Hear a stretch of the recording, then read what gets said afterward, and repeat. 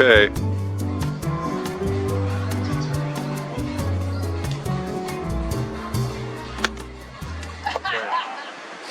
Alright, welcome everybody. This video is just a video about a golf party that I throw. When I first started this about 15 years ago, I would look up golf parties, and it was just all about golf cakes and golf ball piñatas and golf napkins and table. This has nothing to do with that. So you golfers out there that want to have an actual golf activity and you don't have a golf course in your backyard or a giant yard, this video may be for you. So when I first started this, I had a couple of my golf buddies over. We'd have a few drinks and we'd be in the backyard and we'd be hanging out going, let's knock a ball around. So we started with little plastic wiffle balls and a wedge and just knocking around, and from there it grew to what you'll later see some of the videos of the actual golf event. So I call it my mini Masters golf event because we always do it the Saturdays of the Masters tournament.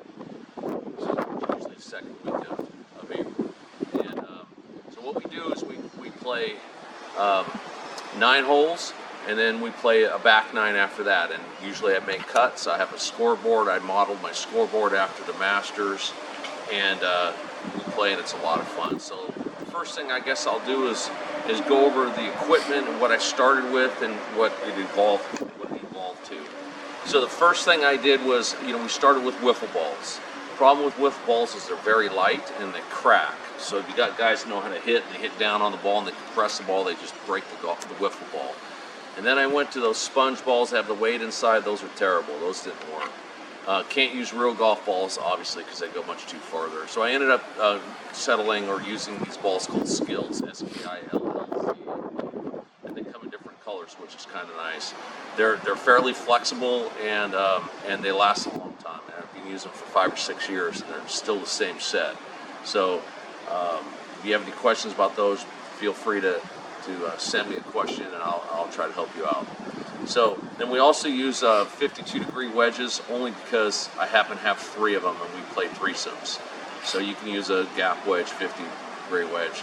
So those wedges will go about 40, 50 feet, 20 yards or so, which is one of our longer holes. So those work out pretty good. Each player carries around their club. They only have 1 club. They don't use any other clubs. Because I found that if you give them 2 or 3 clubs, they leave them on the grass, they forget them, they spend more time looking for their other club than they do playing. And when you're having a golf party and you have groups of 3 or foursomes or even twosomes going out, you don't want them taking forever, because then everybody else gets a little bit irritated. They got to wait so long before they get a play. So for me, I get about 25 to 30 guys playing, usually 10 groups of 3, and a round will take about 15 to 20 minutes.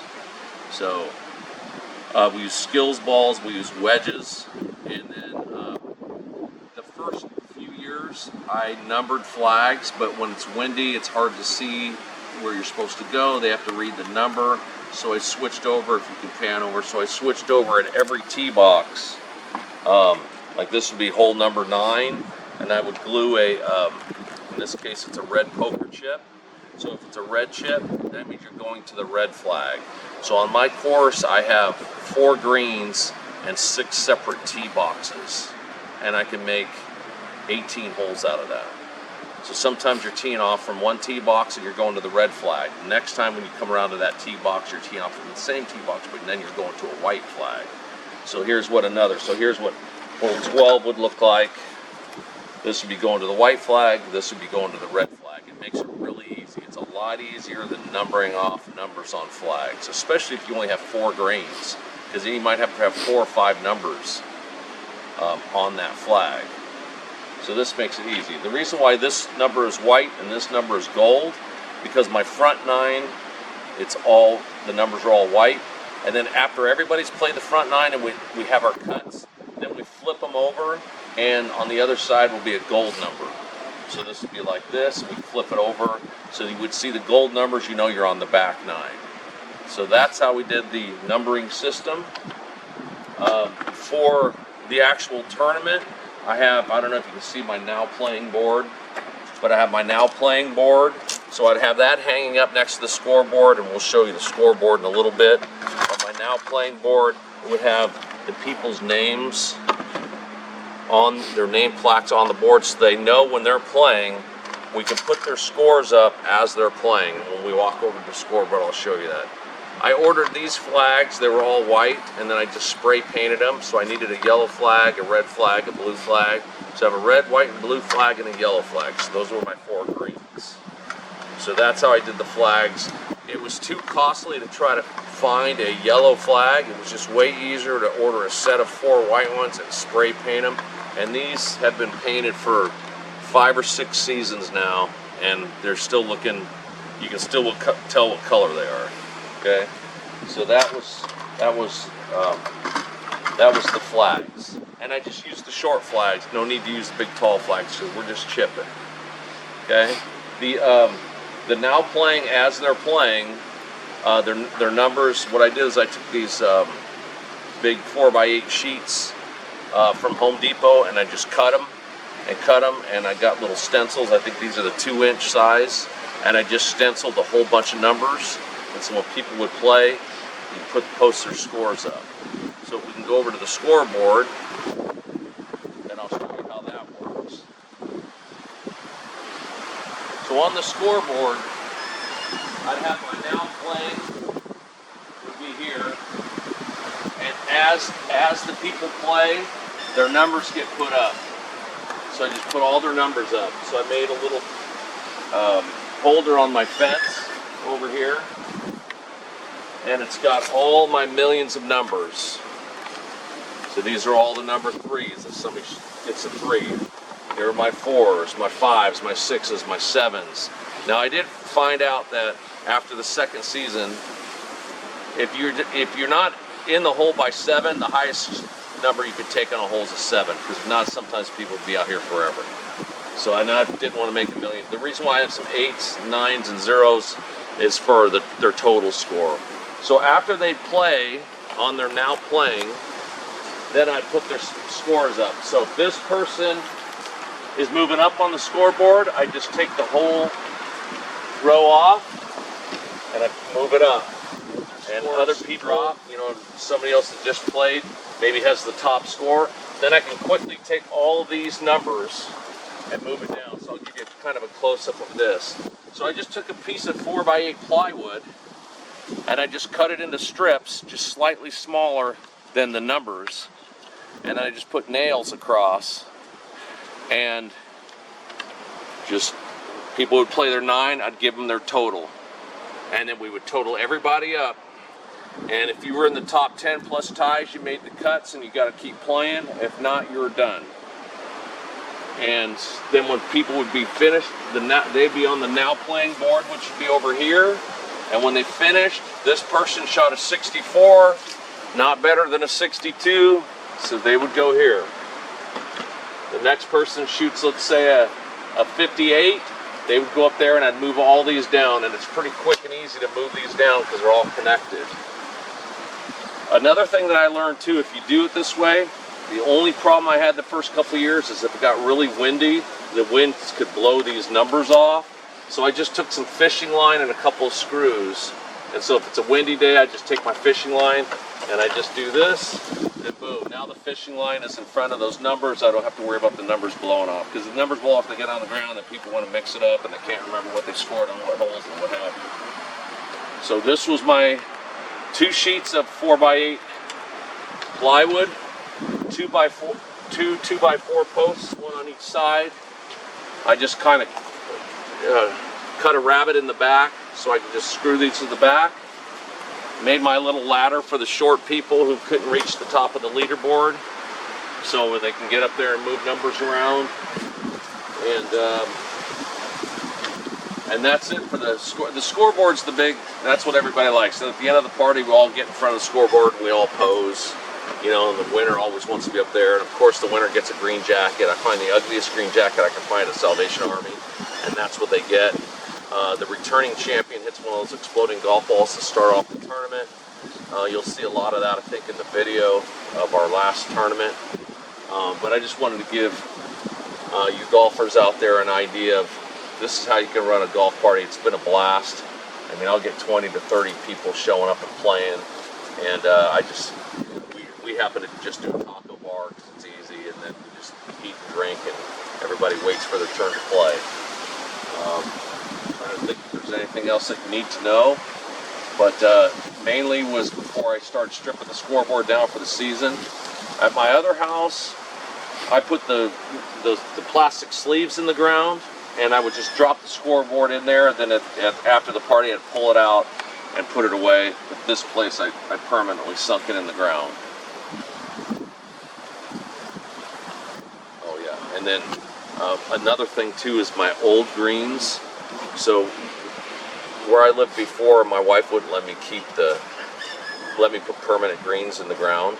So I took 3/4 inch plywood, and I would cut circles, and I'd put bender board around it, and cut a hole in the middle of the plywood or somewhere in the plywood, and we would just chip, and if it landed on the green, everything was an automatic one putt unless it went in the hole.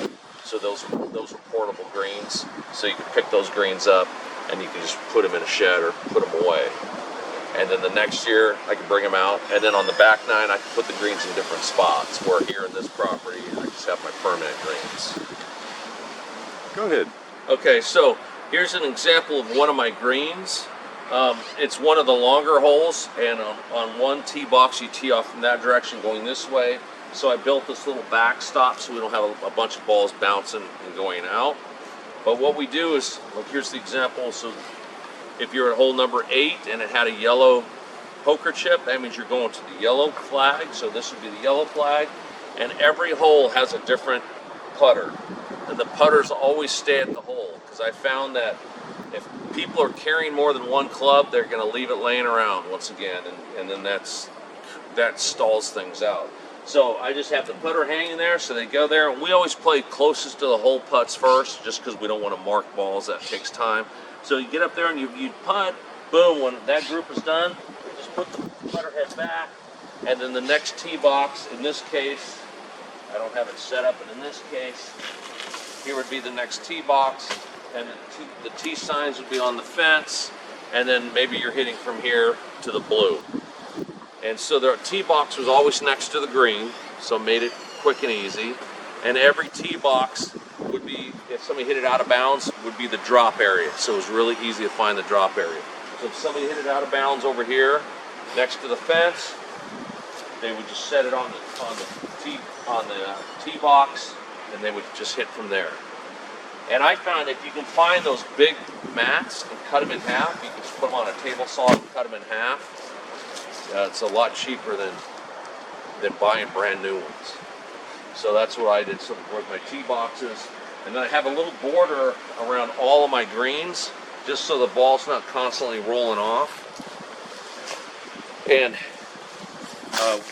you know, in our rules we have, if you're within a club length of the border, you can move the balls back as far as you want. So you're never like worrying about having the club hit the border.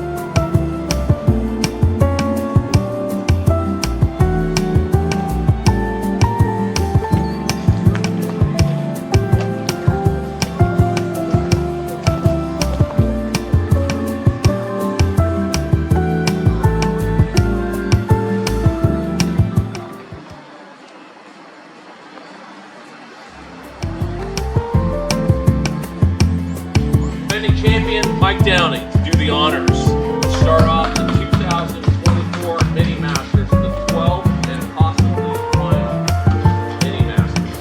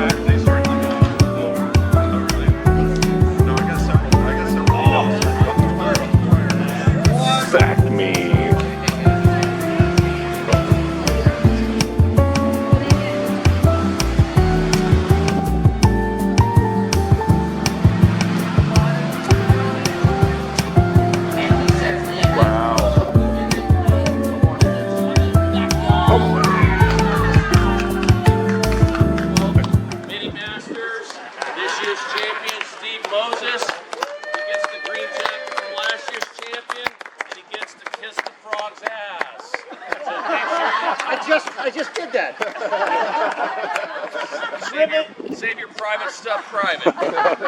There you go. Get a picture.